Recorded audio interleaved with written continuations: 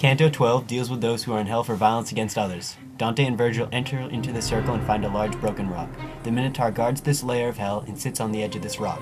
He threatens the pair, but they sneak past. They come to a river of blood which serves to boil the sinners who committed sins of violence against others. The level each sinner submerges into the river is based on how severe his was. A group of centaurs guard the river of blood and use bows and arrows to shoot the sinners who try to rise from the river without going deep enough.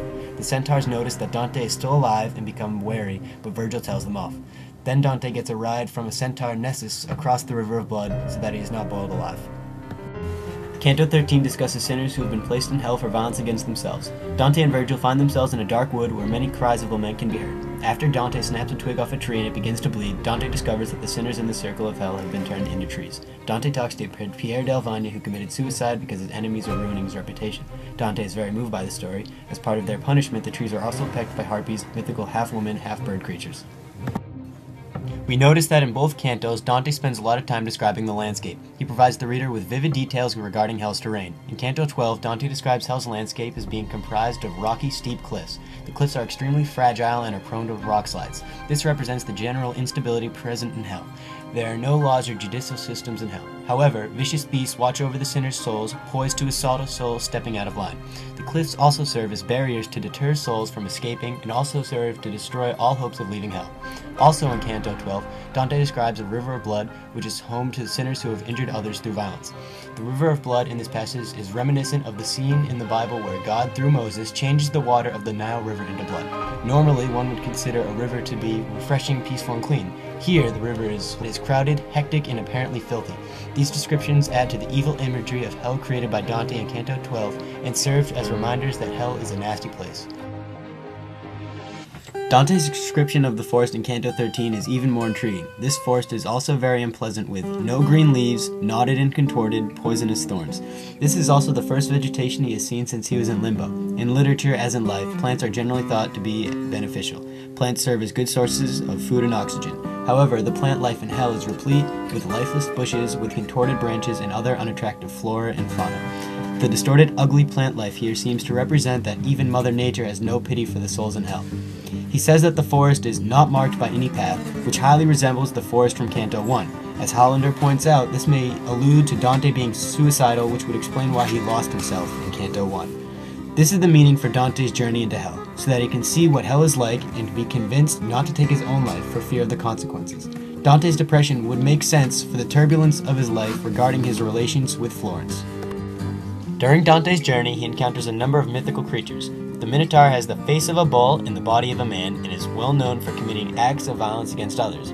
Dante's depictions of the Minotaur create memorable images of a wild and intimidating beast in the reader's mind. Later, Dante runs into the centaurs. These creatures are half man and half horse. As guardians of the River of Blood, they are quick to arm themselves when Dante and Virgil first arrive, but are willing to listen to reason before releasing their arrows against a pair of intruders. The centaurs also accede to Virgil's request for them to act as guides to the River of Blood. It appears that the centaurs are somewhat accommodating, if not kind, both rare characteristics in Hell. In Canto 13, Dante happens upon the nesting ground of the harpies. Although Dante never sees a harpy, he describes them as having human faces and necks with wings, feathers, and talons. The harpies can be heard throughout the dark forest screaming and lamenting. They represent one of the few female characters in the epic.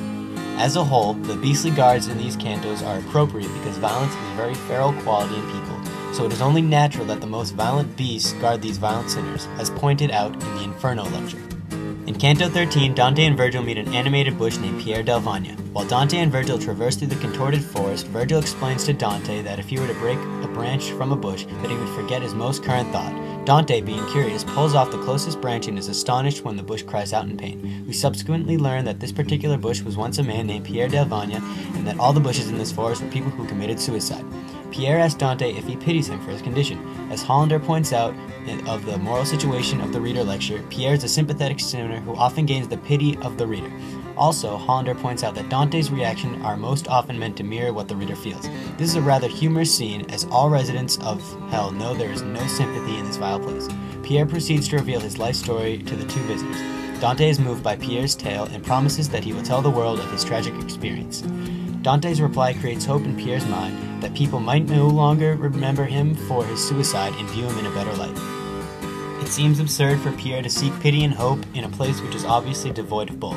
Perhaps this is a sign that the commendation to hell may not be final or forever, or perhaps another form of torture is constantly seeking hope and never finding it. I found it curious that suicide victims took the form of a bush while other souls in hell seem to keep their bodily forms. Perhaps this is a reflection of the fact that people who kill themselves do not respect their bodies and, as such, they are not permitted to retain them in hell. In both cantos, Virgil makes one statement that is particularly intriguing. In Canto 12, Virgil states that necessity compels us, not delight. We begin to wonder what the necessity was for Dante's descent into hell. If our prior assumptions were correct, it might be to deter Dante from taking his own life. It might also be that Dante was merely one human chosen to go into hell so that he would be able to tell everyone else what hell was like and remove all doubts and questions. In Canto 13, Virgil makes another interesting statement claiming, "Before you go deeper, you should know you are, and will be, in the second ring." Virgil implies that Dante is going to hell and will be placed in the second ring for lust. This would make sense due to Dante's obsession with Beatrice. However, it is still intriguing that Virgil would tell Dante his fate.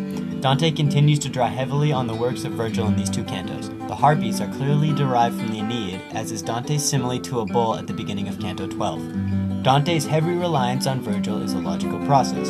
Since Dante intends to write the greatest epic ever, then it makes sense to emulate the great epic poet of all time. Dante was obviously familiar with Virgil's work because he studied it in school and often critiqued his work as pointed out by Hollander in the Virgil lecture.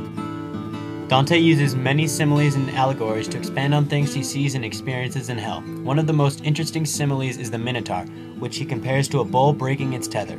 Choosing to compare the Minotaur to a bull is an interesting choice because the Minotaur is part bull, so the comparison is almost redundant. However, the purpose of this comparison is to show the true ferocity of the Minotaur and show how it is a good guard for this level of hell full of violent people. Another simile Dante uses occurs late in Canto 13 when he compares the sinners to hounds that have been let loose from their leashes. These sinners are those who destroy all of their possessions in a very planned out way.